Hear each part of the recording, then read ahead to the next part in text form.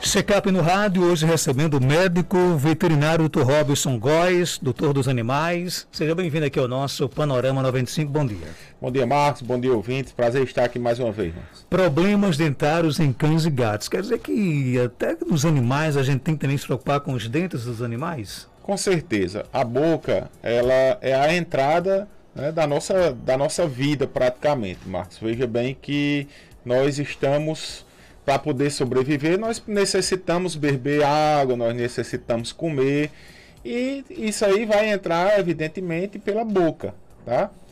Consequentemente, a gente tem também diversos problemas, diversas doenças que acometem a boca dos cães e dos gatos. Seja esses problemas de origem na alimentação, na mastigação, nos dentes propriamente dito, nos tecidos moles que estão ali ao redor da nossa boca, mas também problemas digestivos, que isso pode acarretar aí no decorrer de dias em problemas sérios que podem levar esse animal, inclusive, à morte. Então a gente escolheu aqui, como tem várias doenças, a gente escolheu algumas para que são as principais que a gente pudesse estar abordando hoje no programa. Eu gostaria de começar com a questão dos filhotes, né? Os filhotes, eles têm dois problemas principais, que seriam os dentes descidos ou os dentes de leite, que antigamente, quando esses dentes de leite ficavam, os médicos veterinários orientavam a guardar até 1 ano de idade para ver se esse dente ia cair ou não. E hoje já se sabe que você deve fazer a intervenção o quanto antes. Se está nascendo um dente definitivo e o dente descido, que é o dente de leite, não caiu, você deve fazer a intervenção rápido para evitar que ocorra quadros inflamatórios ou infecciosos, mas também que esse dente que está nascendo, ele não nasça com a má oclusão, ele não nasça diferente, ele não nasça sem ser na posição adequada para ele, porque isso aí pode dar um problema futuro, que é o segundo problema que a gente também elencou, que são as má oclusões dentárias, principalmente em animais braquicefálicos, que são aqueles animais dos focinhozinho curto, onde não tem espaço suficiente para todos os dentes. E esses dentes nascem, falar no linguajar popular, nascem tramelados, tá?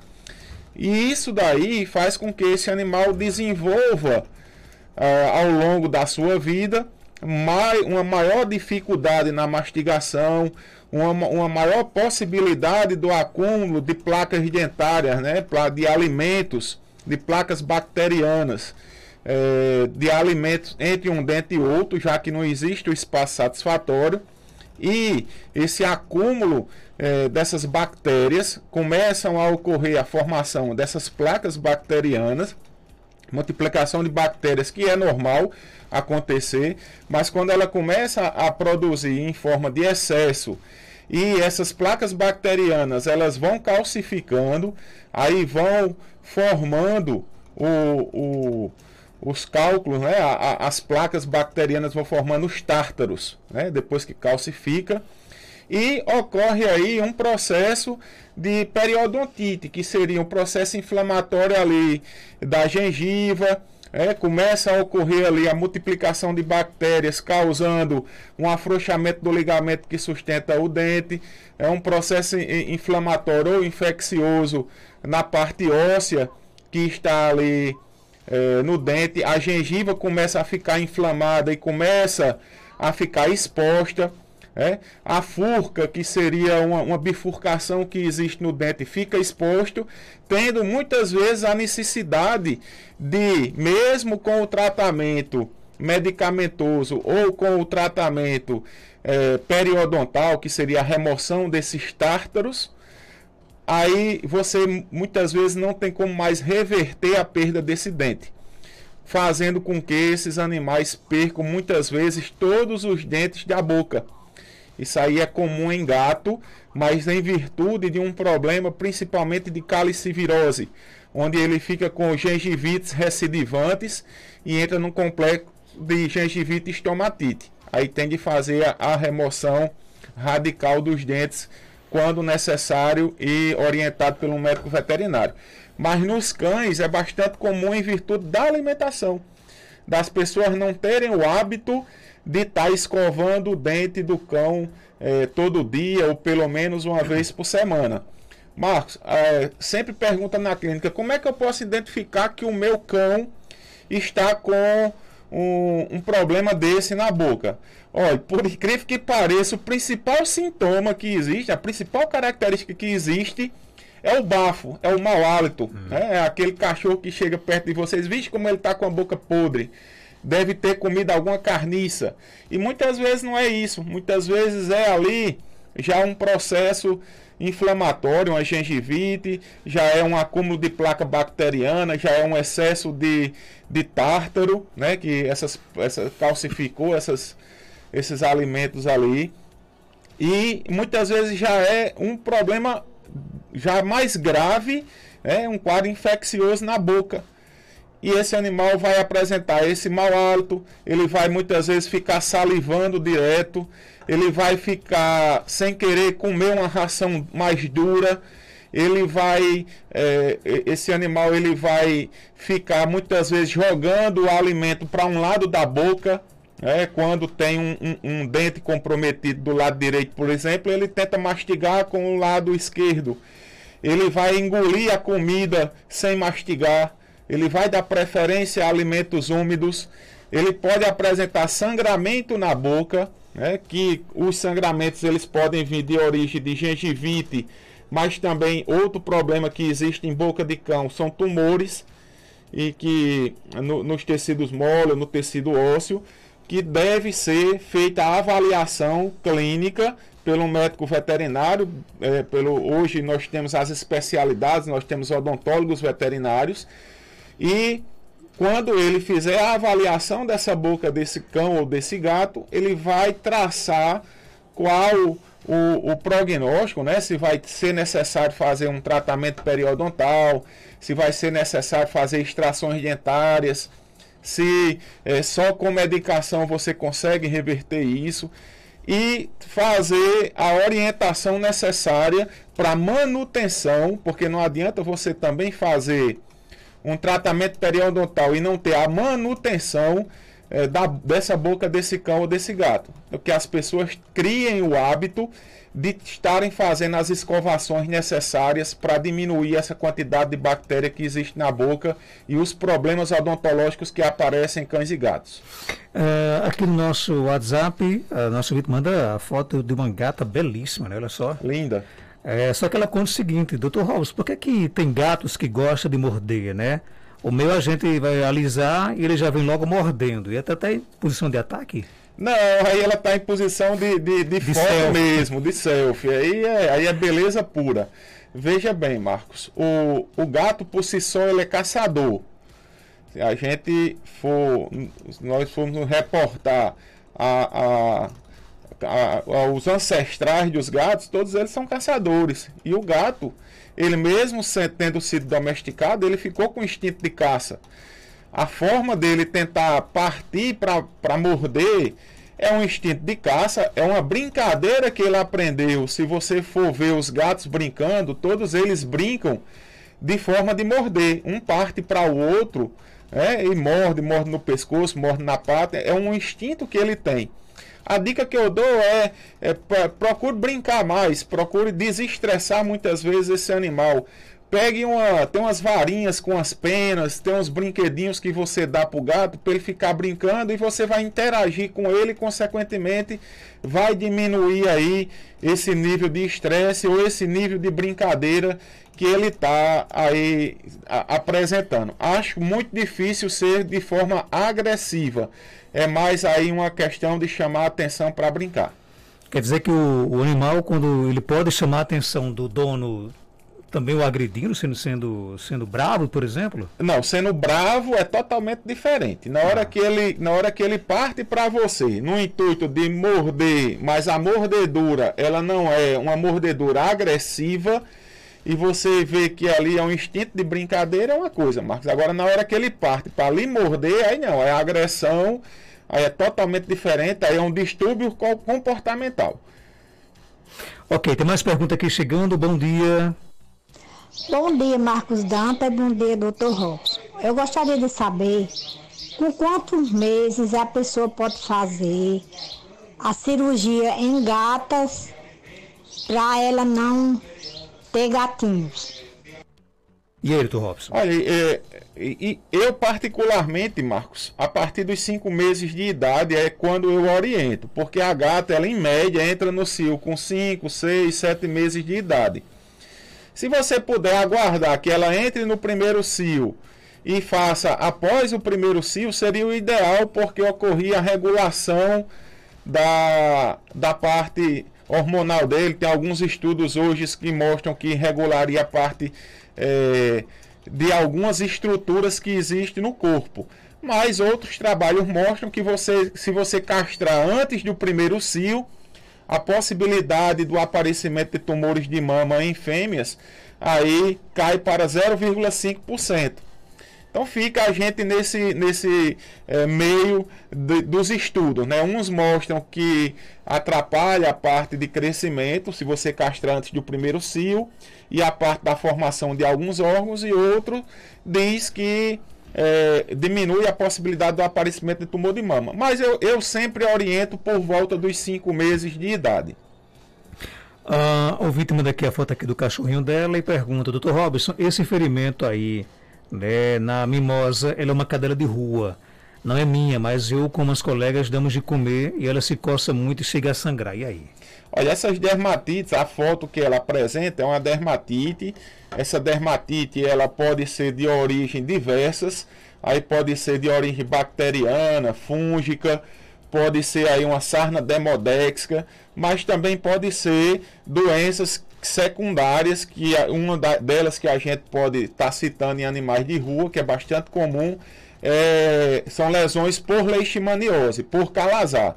Minha dica que eu dou para você é que você pode procurar o Centro de Controle de Zoonose de forma gratuita, fazer o exame de calazar dela, e caso o exame de calazar dê negativo, você pode procurar aí um médico veterinário para fazer aí um raspado cutâneo para identificar se isso aí é uma sarna demodéxica, se é um fungo, uma bactéria, o que é realmente que está causando, ou misto, né? Muitas vezes a gente pega os 3 problemas de uma vez só, e só através da citologia ou de um raspado cutâneo você vai conseguir diferenciar e prescrever o medicamento adequado. Lúcia Barbosa pergunta aqui: eu amo cachorro e eu crio 2 cachorrinhas vira-lata, elas são muito fortes, mas são diferentes de outras raças de cachorro. É normal isso?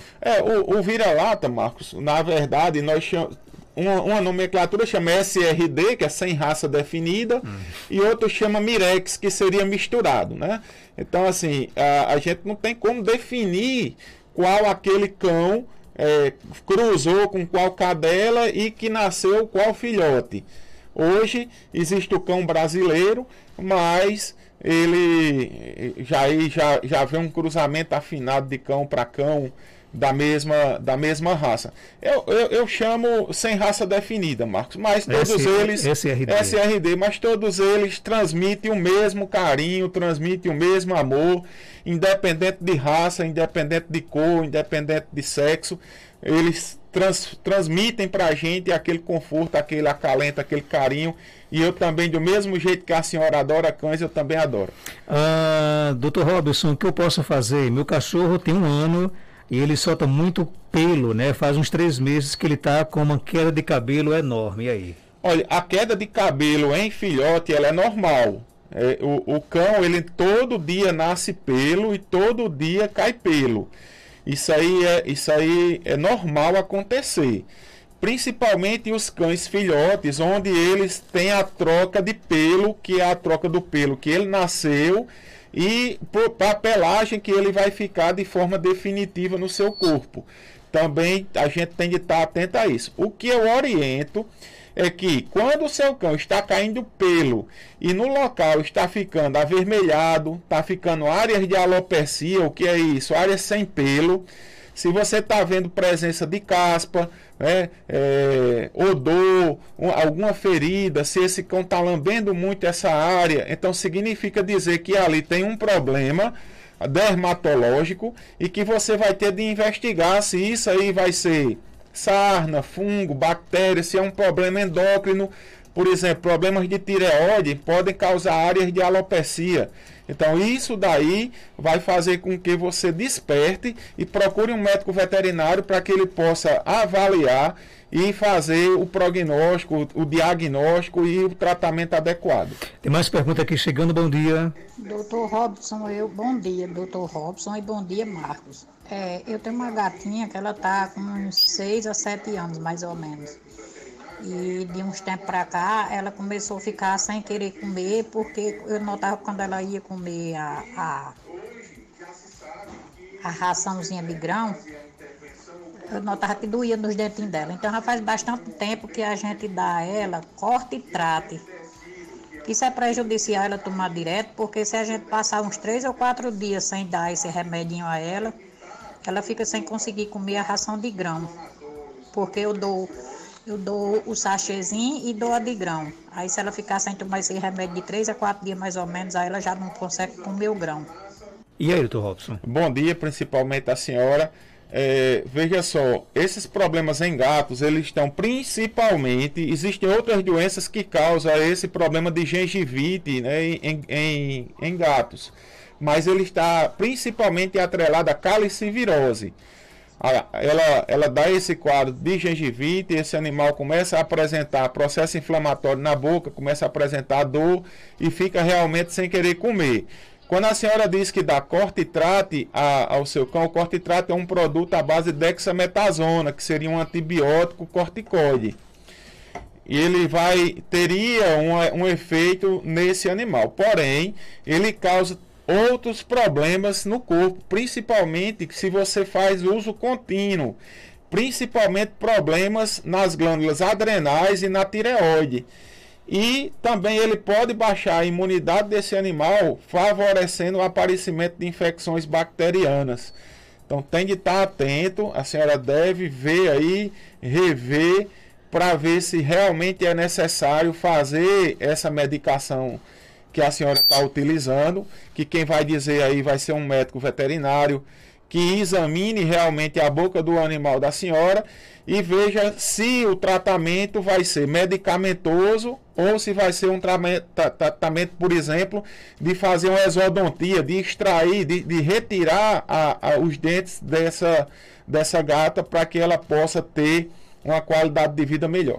Tem mais perguntas chegando, bom dia. Bom dia, Marcos Dante e doutor Robson. Eu tenho uma gatinha, ela tem 4 meses.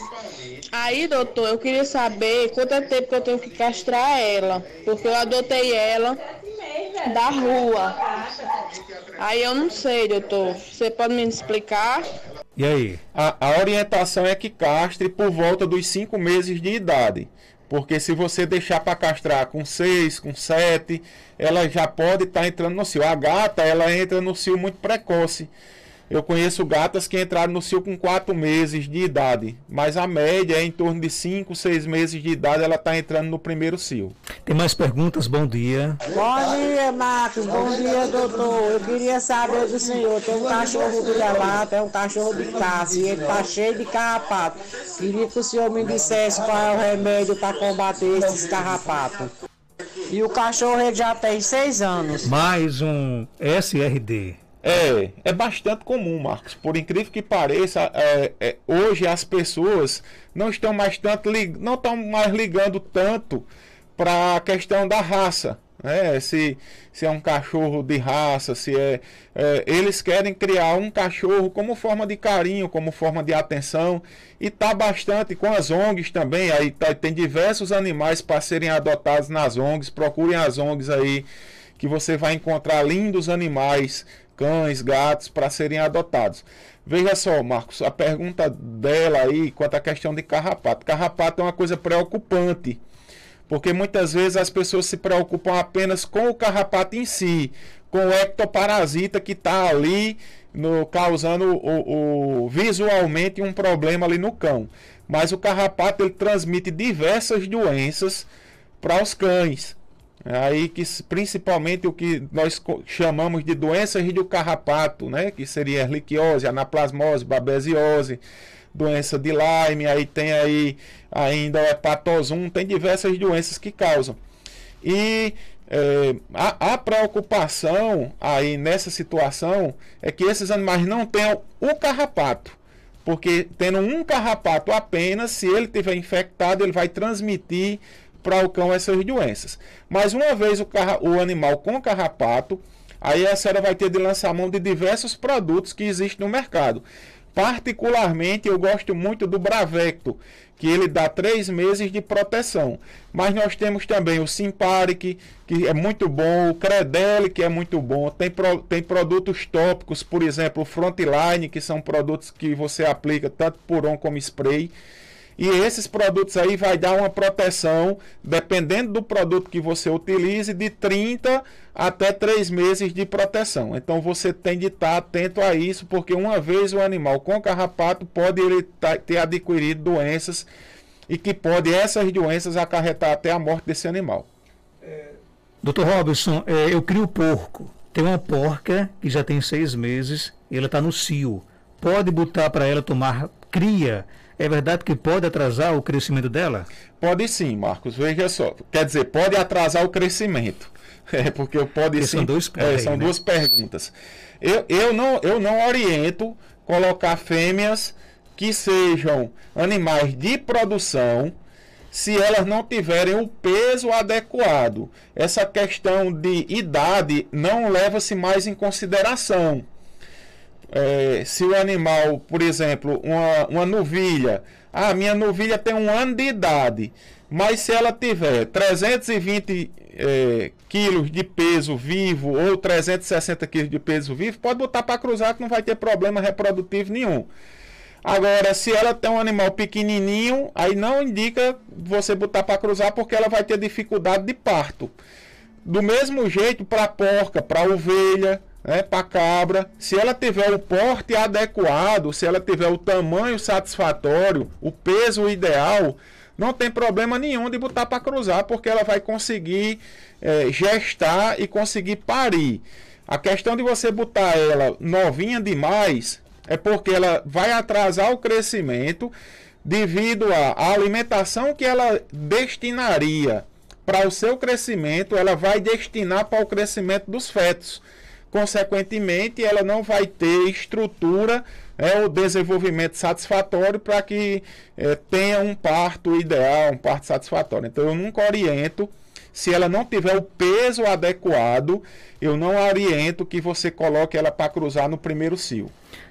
Nossa amiga Gracinha Maia, ficamos imensamente felizes quando ouvimos um médico veterinário do nível de Dr. Robson incentivando a adoção. Parabéns, por sua postura, ajuda a salvar vidas que vivem no relento sofrendo nas ruas.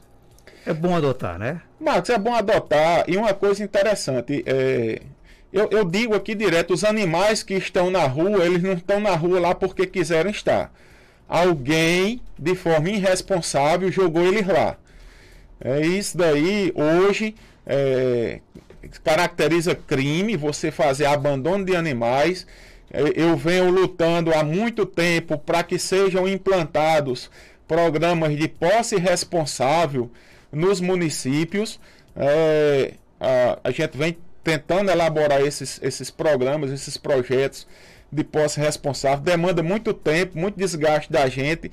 Eu fiquei feliz em ver esses dias agora, São Paulo fez uma lei de cadastrar todos os cães e todos os gatos do município de São Paulo. Então, São Paulo agora, os animais vão ter RG, vão ter o registro, e as pessoas que possuírem aqueles animais vão ter de cadastrar esses animais, vão ter de ser responsável civil e criminalmente por eles, que isso aí é outra coisa importante, e os municípios passam a adotar esses programas de posse responsável na intenção de monitorar, de acompanhar a questão de vacinação, a questão de abandono de animais, a questão de animais soltos nas ruas, causando acidentes com mototaxista, acidentes de carro, não apenas para os veículos, mas também acidentes com os próprios animais.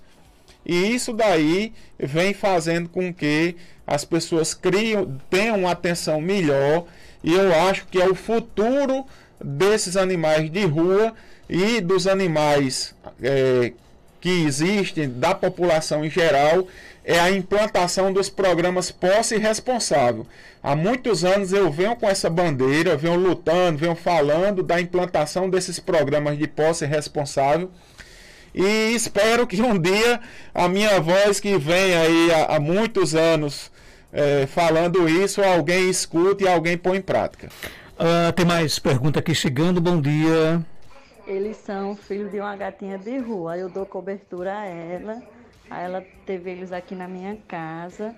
Ainda tem 2 lá na rua que eu dou comida. Ou seja, é uma família enorme, viu, de gatinhos, fora os meus.